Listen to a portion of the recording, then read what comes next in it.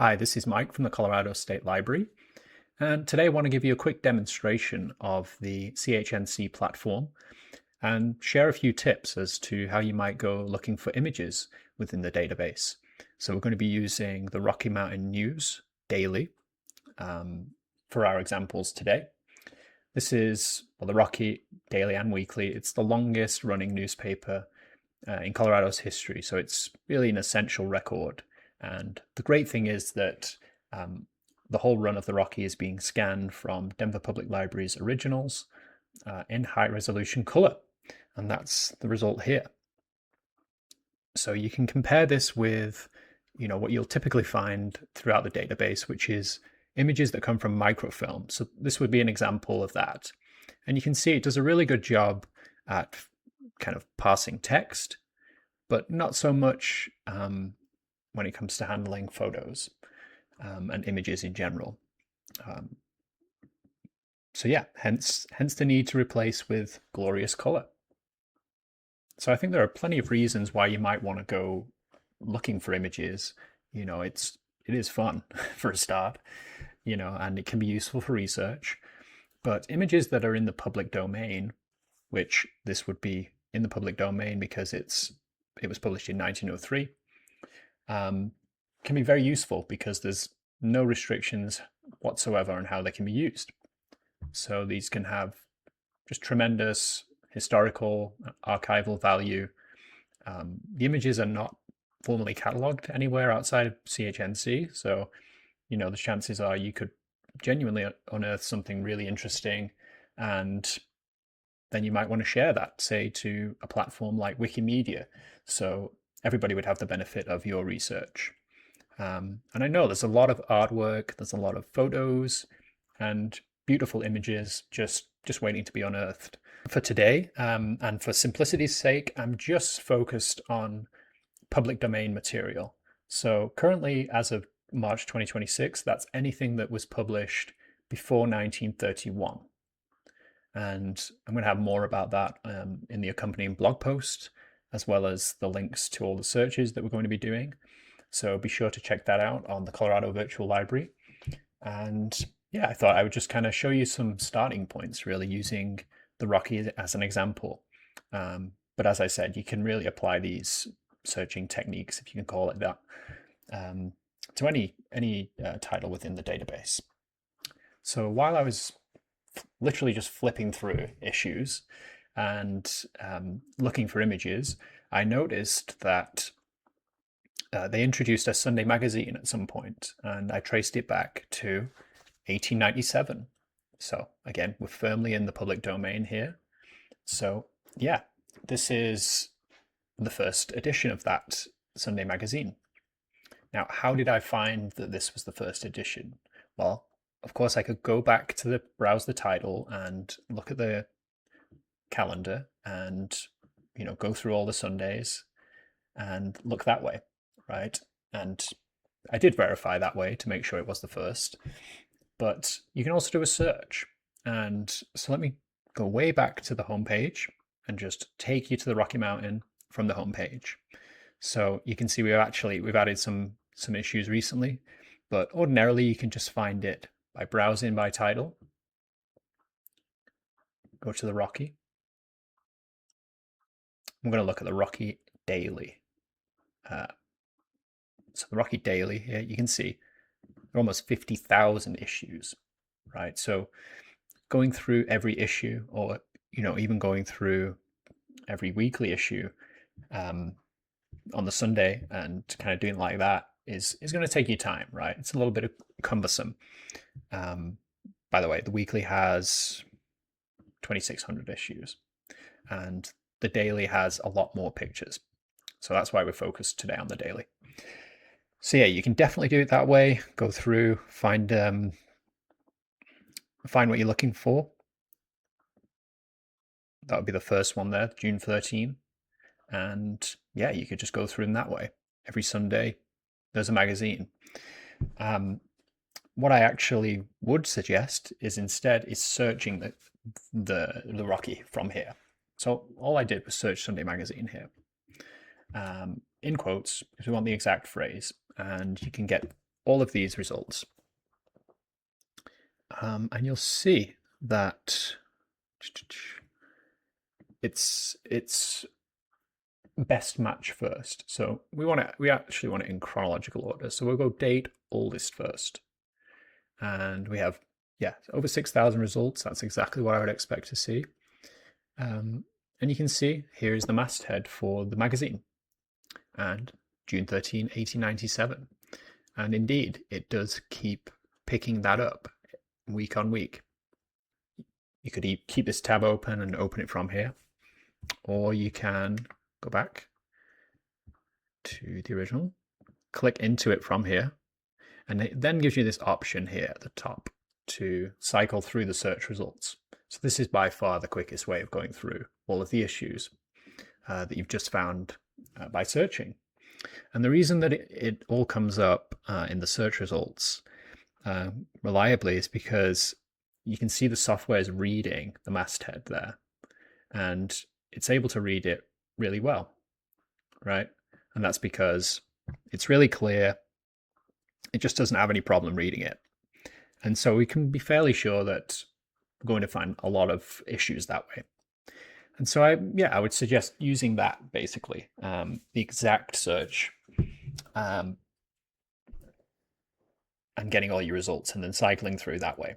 And that way you're really going to be able to go through these really quickly if you want. As fast as you like. And yeah, these are all image driven, I would say. Now, of course, we're in the era of black and white drawings here. They're not adding any color at this moment, but pretty soon they will be adding kind of spare swatches of color here and there. And then before long, it'll be full color. And then it'll be very detailed color as you get into like the 20s. So yeah, that's how you would kind of go searching for it. Of course, you will find photos, pictures, etc. outside of special magazine sections. They're all over, but it is very useful, particularly on the front page, right? You'll often get political cartoons that are, really detailed, labeled, quite baffling looking cartoons at the moment. But like I said, the magazines you're gonna find a lot of images. And they're going to be more kind of like general interest stuff.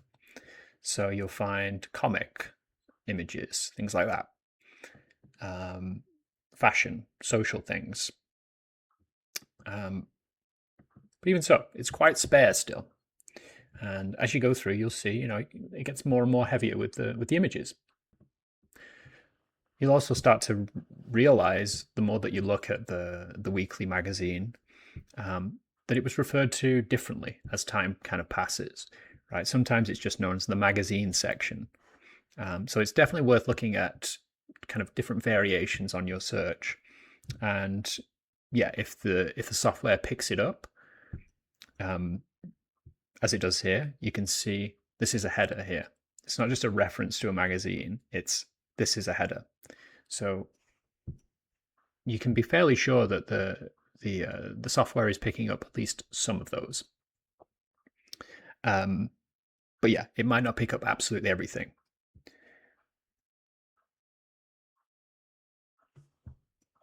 And you can see it's called the Sunday magazine section. Sometimes it's just magazine section. That's why it's worth looking for.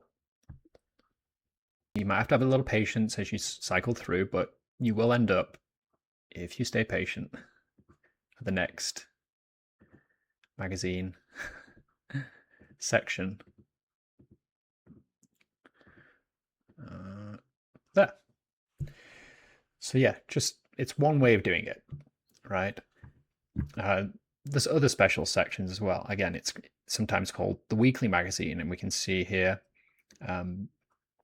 in this search, again, I've just searched weekly magazine in quotes, and I've had to scroll a little bit here to see where that actually starts picking up the heading.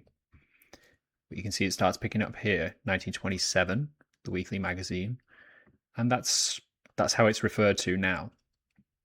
And you can kind of see the level of color and the level of detail that you can expect around this time is pretty amazing.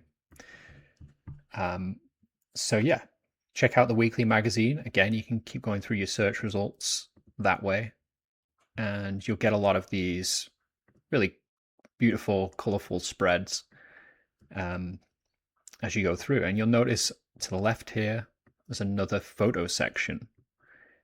So you'll see kind of special sections sort of sitting next to each other oftentimes.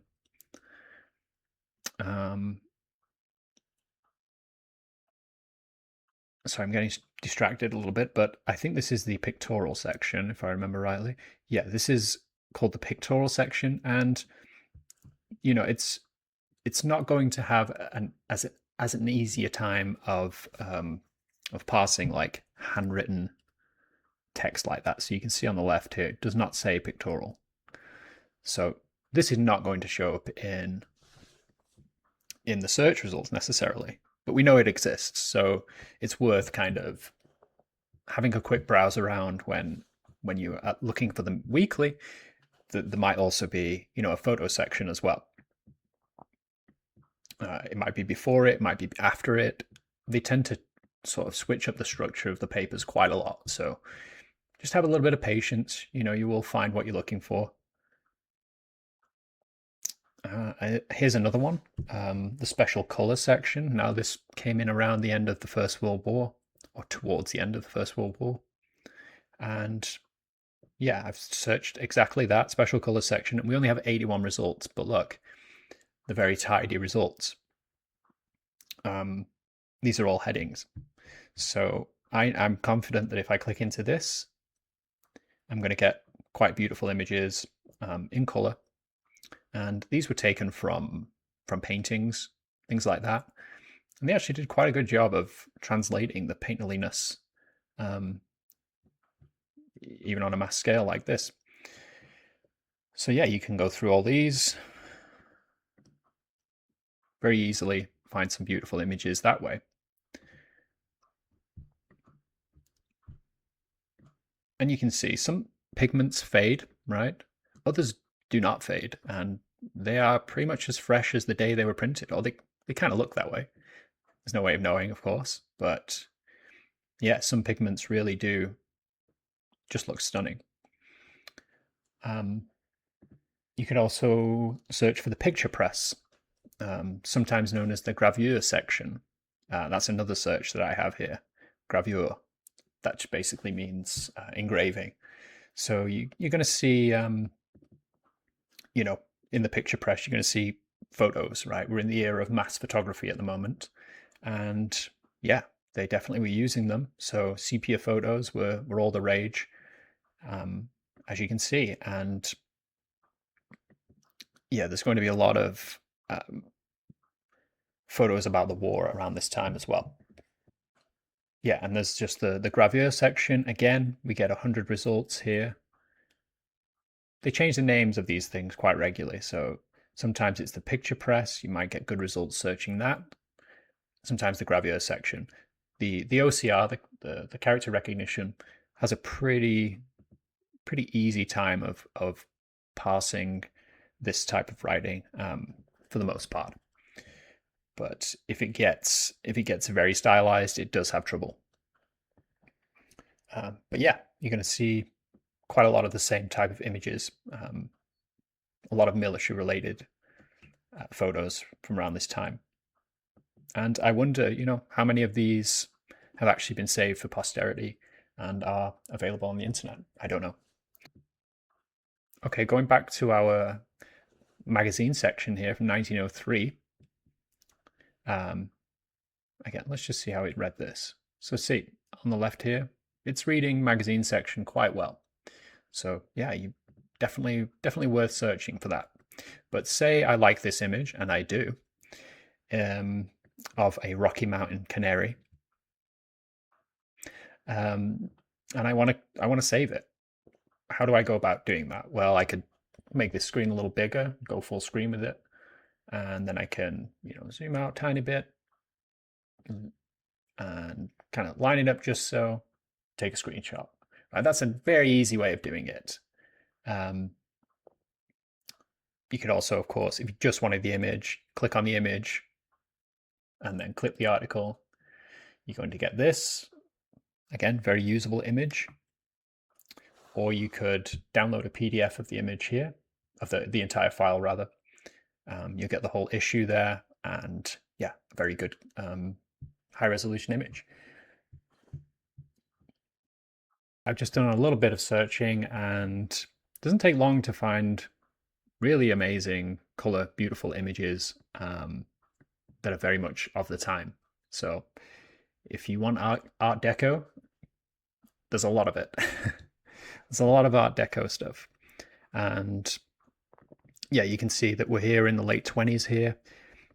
You know, you can find a lot of photos. There's a lot of interest in the natural world. So you might see such things as that. Yeah, but the artwork, the colors, really good around this time. What else did I find? Yep, this one, also monkey related. Here's one of, well, just a very striking cover from the pictorial section. You can also find a lot of Western imagery, landscapes, things like that.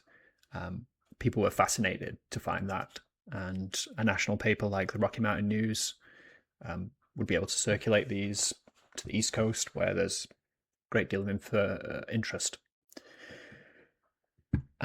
What else? This one of red rocks. Yeah, I mean, you're looking at the history of the Red Rocks Park there, and now might be worth researching that. But yeah, there's plenty to look at. So again, I just want to emphasize, be aware of the copyright on these, right? If it's before 1931, you're very safe to use it however you like. After that, it might not be in copyright, but it might be in copyright. So yeah, just definitely bear that in mind. And yeah, please get in touch if you would like to share some gems that you've unearthed. I would be very intrigued to see what folks come up with. You can send me an email, and you can email CHNC support as well.